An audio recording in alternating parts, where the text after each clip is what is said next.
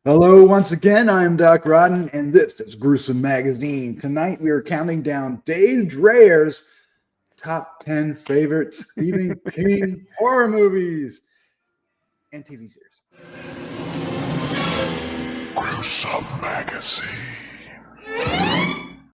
All right, joining me tonight is my guest host, a long-time Gruesome Magazine H&R contributor, over a decade and maybe a decade and a half, Mr. Dave. Been a Dreher. long time. Been a long time, Doc. How are you doing, sir? I'm doing great. Good to see you, Doc. It is great. I am. But welcome back to Gruesome Magazine podcast. Yeah, it's been a while. I ain't been around for a bit. Yeah. But we are going to dive into your top 10 favorite Stephen King movies. But before we do, let's encourage you to like, subscribe, and share with a friend. Every little click you do on those will help us find more horror fans just like you to share these wonderful moments. But let's talk about Stephen King real quick. This year has been kind of crazy busy for Stephen King. You know, we had The Monkey. Then there was a TV show called The Institute, which I had forgotten even had come out. Yeah, I know. It just kind of went right by me. Then there's The Long Walk, which did really well. And then Welcome to Derry is out right now, and that is amazing.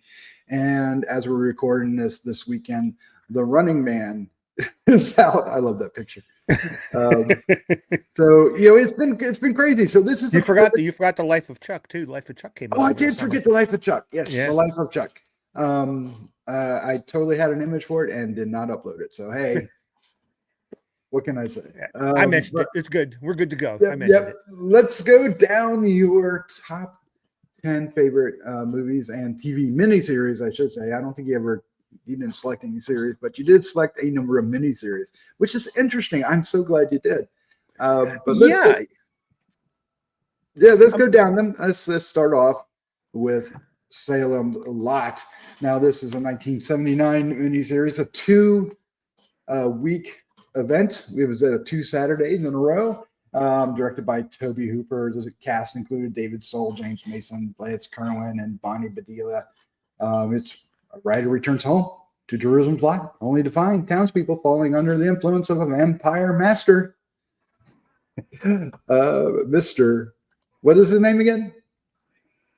Mr. Barlow and what is the name of the? Oh my God, I can't remember James Mason character's name. What's his name? That's fine. James Mason's character is fine. All right. So why is this one of your favorites? Well, Salem's Lot was the very first Stephen King book I ever read back. I think it probably came out in 76, 74, maybe. It was the very first one that I'd ever read. And again, for the time, you got to remember the time. This was in the late 70s. There'd never been anything like that on TV before. When Mr. Barlow pops up, I mean, it scared the shit out of everybody who was watching it.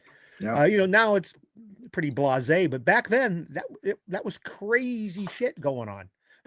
It was indeed, and it's a very memorable adaptation of it. And yeah, it's one of the books I read too. And that scene with the dude in the rocking chair up in the doctor's thing, and he's rocking back and forth and hissing, and his eyes are glowing. Jesus Christ! I didn't sleep for 3 nights after seeing that. All right, up next is Creepshow from 1982, directed by George Romero, an original screenplay by Stephen King. So this isn't an adaptation. Cast includes Hal Holbrook, Adrienne Barbeau, Leslie Nielsen, E.G. Marshall, and Stephen King himself. Meteor shit. That's what you remember. It's just a love letter to EC Comics. I'm not going to get too much into the rest of it, but why is this one of your favorites? Well, and a lot of this has to do not even so much with the tales. It had to do with Tom Savini's special effects work. Because again, it's another one of those things where we, Fluffy is, I mean, there had never been anything quite like that before. But this is one of those things where it was a perfect collaboration. They had the perfect director, they had the perfect writer, and they had the perfect special effects guy. And it just teamed up to, obviously, Creepshow is a classic, and it spawned, 2 more films and then a freaking series that ran, 3 seasons, 4 seasons. I believe so. Yeah, on Yeah. Shudder. So, Shudder. and the stories themselves had appeared like in, I think in some different versions in some short story collections. But the film itself is even today, what, 50, almost 50 years old. It still holds up as one of the best horror films ever made. I like it too. Next up is from 1983, one more year later, is The Dead Zone, directed by David Cronenberg. We're just going down all the big names. The cast includes Christopher Walken, Brooks Adams, Tom Skerritt, and Martin Sheen. After a near fatal accident, Johnny Smith awakens with psychic abilities, allowing him to see visions of people's past and futures. Here is Christopher Walken as Johnny Smith. That's one of the best scenes with the fire on the bed because it's not really there, but he's kind of involved in the fire, right? So, why did The Dead Zone make your list? It is such a unique tale, and it is so eerily, given today's political climate. I actually just rewatched this the other day, Oh, and wow. I was channel surfing, and it just happened to be on. I caught it right as it was beginning. But the basic premise of the story is if you had the knowledge and the ability to go back and kill Hitler before he became Hitler, would you do it? And Johnny Smith has this ability. Again, it's not straight up horror. This is King doing kind of what he does best, putting ordinary people in extraordinary circumstances and then watching what they do. This was very much not a Cronenberg style story, but again, I think it was a perfect example of the perfect director for this film. And Christopher Walken and Johnny Smith was amazing, but it's just a great adaptation. They stuck very, very close to King's story, and I think it's masterful. And I think it holds up even better, maybe even better now than it did when it came out in the 80s because of the current political climate. I might have to rewatch it. All right, one of my favorite books is The Stand, and you have that up next, the 1994 miniseries, directed by Mick Garris. The screenplay was written by Stephen King. It starred Gary Sinise, Molly Ringwald, Jamie Sheridan, Rob Lowe, Miguel Ferrer, and it's about a deadly super flu wipes out most humanity, leaving survivors to choose between the forces of good and evil. And here's evil at the end. That's pretty evil.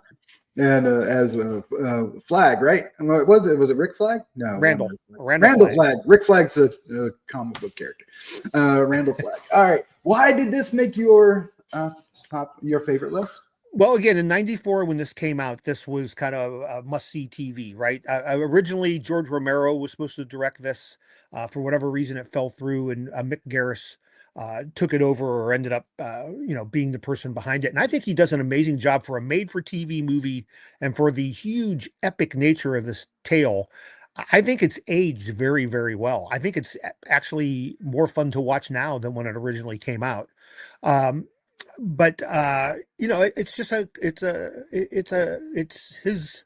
A lot of people are going to disagree with this. To me, it's King's masterpiece. A lot of people feel that the whole Dark Tower saga is his masterpiece, but I think The Stand is his masterpiece. And I think Mick Garris was able to bring the visual elements that were needed, because King wrote the screenplay, and I think Garris was able to bring those words to life on the screen. And I mean, a great cast, right? I mean, you don't get much better than Gary Sinise and Rob Lowe and Molly Ringwald, and they just brought those characters to life. Right? So, yeah. Those of us that read the book, I mean, those characters, Stu Redman and all them, they were people we knew.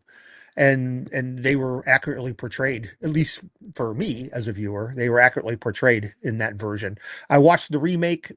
Yeah, like not so much, right? Not so much. Yeah, I read this book. I read this book so much the pages fell out. I mean, it literally, it's a paperback, so it just fell apart. I read it so much. I really love this book, and I think I reread it again in '94 before the series came out, and that's when I had to be careful because the pages had to tape it back together. Yeah. It's it's an epic tale, and I really liked what Mick Garris did with it.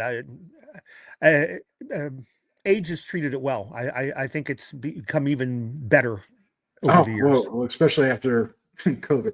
All right. Up Yeah. next is The Flyer, Night Flyer, even from 1997, directed by Mark Pavia.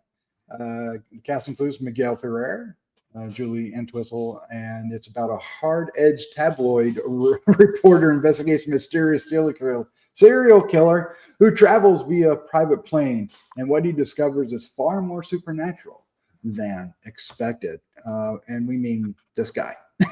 Yeah. Yeah. All right. Why is this on your list? I love this movie. I still can't believe it does not get the love it deserves. Even today, I don't think it's ever received like a proper Blu-ray release. Uh, I've got an old VHS copy of it. Mark Pavia doesn't do a lot of movies. He's done this. He did a movie called Fender Bender a couple years back. Reportedly, he's working on another Stephen King project now. But I mean, this movie is great. KMB Effects did the effects, um, and yeah, it's amazing the amount of people that don't know this movie. But there is some truly horrifying visuals in this. And one of the scenes from the book that, for whatever reason, or the story that stuck with me was the when the guy's in the bathroom with the vampire, and he looks in the mirror, and of course there's you can't see the vampire in the mirror, but you can see him peeing a stream of blood out, and they captured that in the movie. And I don't know, it's a very fateful adaptation, but Mark Pavia is an amazing director, and this is a great film, and somebody needs to pick it up and put it out in like a 4K type deal. I don't know why they don't. It's bizarre to me, but this is probably my favorite Stephen King adaptation for film. Okay. Interesting. I'm gonna have And to. Miguel Ferrer is great in it as Yeah. like a National Enquirer type reporter. He's just off the hook good on it. I'm gonna have to watch it again. I've only watched it once when it originally came out, so I'm gonna have to see it again. All right, now you picked The Shining, but you didn't pick the one everybody thinks of. You picked the 1997 miniseries, directed by Mick Garris again, written by Stephen King. He did the screenplay, and starring Steven Weber, Rebecca De Mornay, and Courtney Mead. I don't need to tell you what this is about.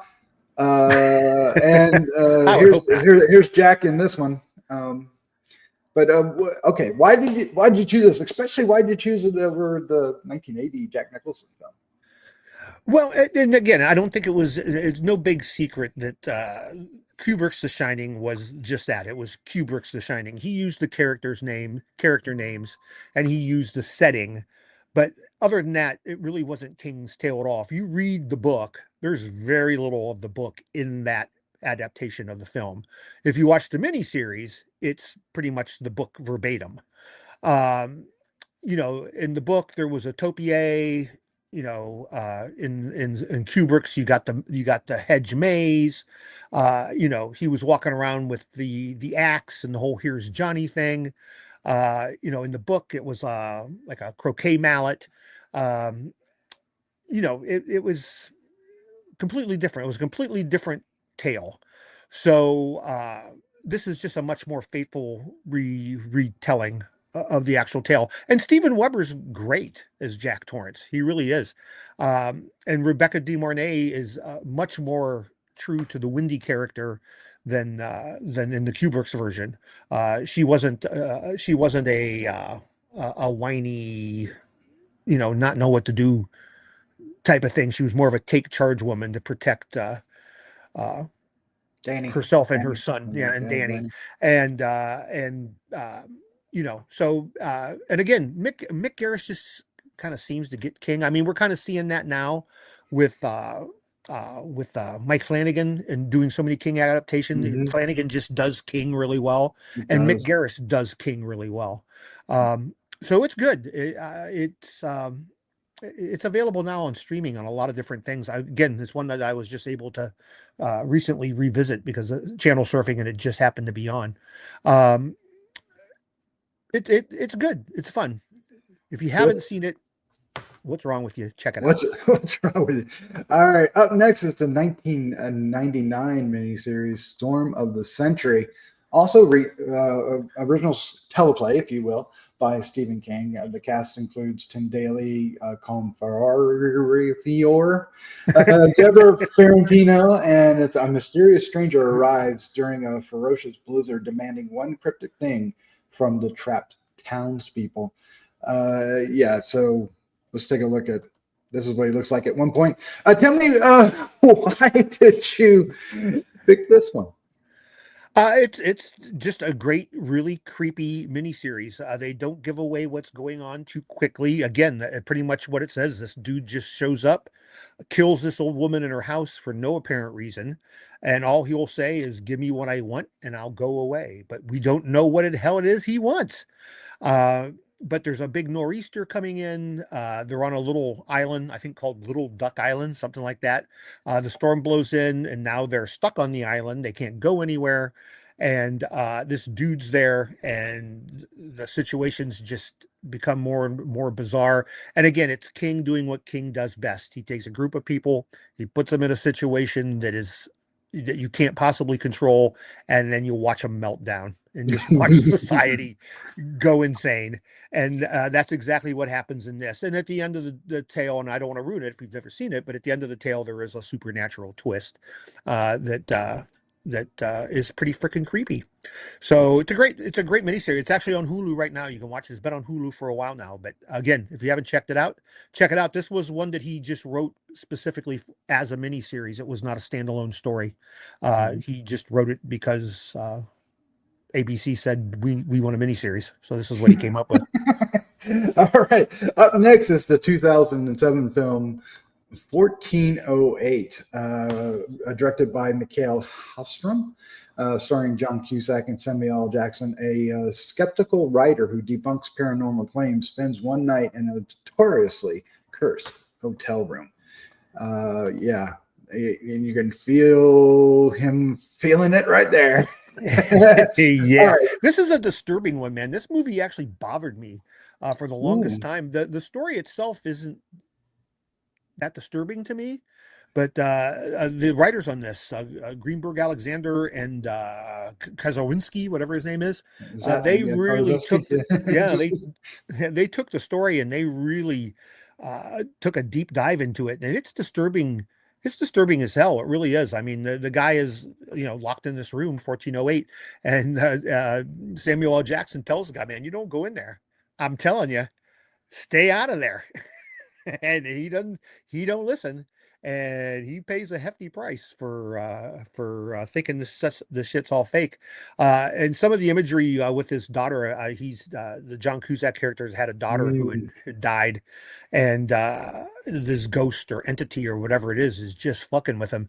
And there's just some really disturbing imagery in this. At least it disturbed me. I don't know.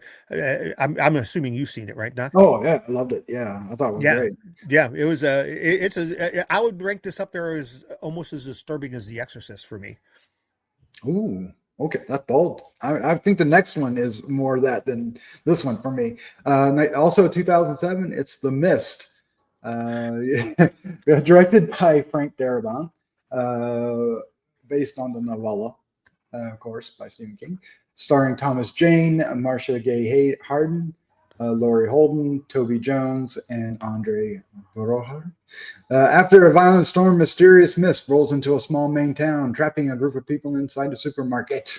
Monstrous creatures lurk outside. Monstrous creatures? Yep. Okay.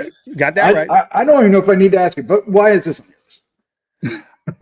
I love the choices that Frank Darabont made in this. It's obviously a great story. The novella itself has kind of a non-ending. It just ends with them getting in that little truck and driving off into the mist, and you don't know what happens to them in the book. I believe it ends with them saying they could hear thundering footsteps in the distance, and that's it. That's how the novella ended. So for Frank Darabont to come up with this, not only come up with it, but execute this horribly dark ending. I thought it was amazing. I really did. I'd always been upset with the fact in Cujo, in the book, and again, hopefully there's no spoilers for anyone here. I mean, this book and this movie's been out forever. in Cujo, the little boy dies in the book. And that bothered the living shit out of me. When I first read Cujo, the fact that the little boy died, I couldn't believe it. I couldn't believe that he died. I mean, he just died and the book was over and that was it. But in the movie, of course, the little boy lived, right? And I always Mhm. just felt ripped off by that. So when the mist Oh, came up and you kind of seen where this was going, I was like, oh, please don't tell me they're going to pull the punch again. And man, they don't. no, no, He they punch does not harder. pull the They punch punch. harder. And I'm so respectful of that fact because you know what? Sometimes the bad shit just happens. It just does. That's life. That's how things go. And I love the fact that he not only thought of it but executed it. Because he And, wrote the screenplay for this. Yeah, Frank yeah, Darabont. yeah, especially the ending. Like I said, there's a lot of the novella in the chunk of the film. And again, it's the same thing. I've said this, what, the third time I've said it now. Group of people, extraordinary circumstance, watch them all go batshit crazy. Yeah, And it's a reoccurring thing that King writes about, and never more prominently than here. But like the spiders in the drugstore and all that stuff, that was all in the novella. right. And so that's all there. And then Darabont kind of took it to Took it up a notch. another level, which was great. This movie is the one that got me, like you said, others, and I haven't been able to watch it since. I watched it one time, and I won't watch it again because See, I loved it. that ending just killed me. It was crazy. Yep. Up next, and your final selection for your top 10 is Doctor Sleep, which came out in 2019. It's written and directed by Mike Flanagan, starring Ewan McGregor, Rebecca Ferguson, and Kylie Curran. Adult Danny Torrance faces his traumatic childhood and teams up with a gifted young girl to battle a nomadic cult that feeds on psychic power. Oh my goodness. And they recapture the Kubrick's Shining, and probably in a way that makes it better. But anyway, why is this on your list when you didn't like Kubrick's film? Exactly for that exact reason, right? Again, I'd already talked about this. Flanagan gets King. He gets it. And the novel Doctor Sleep was kind of King attempting to correct Kubrick's film, if you will, or make a little more sense of it. And they're able in this film, they're able to end the Shining saga in the way that it ended in the miniseries and also in the book, down in the boiler room, because that's how the book ends. With that, again, I'm not trying to be too. This a little bit more of an It's a film's not recent quite, film. Yep, yeah, 6 it's not years quite old. that old, So, and a lot of people may not have seen it yet, so I don't want to totally ruin it. But also, King had brought in some great new characters with Rose the Hat, who I loved in the book. Hat was great. Yeah. Yeah, who I loved in the book. And again, I think they perfectly cast and executed that character. I loved how they did the stuff with when Rose the Hat and Abby are able to kind of share minds, but how they fly around to each other and can visit each other's world was great. But then when they go back to the Overlook, that was just amazing. It really was the way It really Flanagan was. was able to recreate those sets and make it look so much like Kubrick's original film. Was just great. I probably watch this movie at least once a month. Really? Oh my Yeah, God. I'm going to have to I revisit it. really like it. I really like it a lot. Special effects by the one and only Robert Kurtzman, by the way, in case you're wondering. Yep. So always got to throw in a Robert Kurtzman plug if I can. But it's great. The book is amazing. The movie is equally as amazing. It's just a great King vehicle. Yep. And one that Mike Flanagan had to get both parties, Kubrick's estate and Stephen King, to agree. And it took a bit, but they did. And I think Stephen King also likes this adaptation, right? Yeah. Well, because again, he was able to kind of end Jack Torrance the way he was meant to be ended, not frozen in a maze.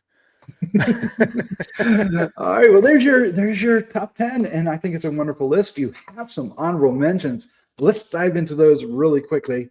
I'm just going to say what they are. It's the 1990 miniseries It, Love it. And, yeah, and then you have the 1990 film Misery, and the 1993 film The Dark Half, and the 2002 original screenplay Rose Red, which is a great haunted house film.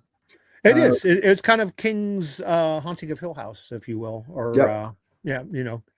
Feels And very much like that. it's a great. Again, it's another one that's available on streaming a lot, and I rewatched it, you know, over the past few months, and it's great. I don't remember thinking much of it when it originally came out, but now I find it to be quite enjoyable. Yeah, of course, you know, Pennywise with Tim Curry is iconic, and Annie, you know, she the actress won a Academy Award for it, right? So Well, yeah, Kathy Bates, and I mean that's a James base. Thank Caan you. is. Oh, he's Is fantastic too. yeah. So it's all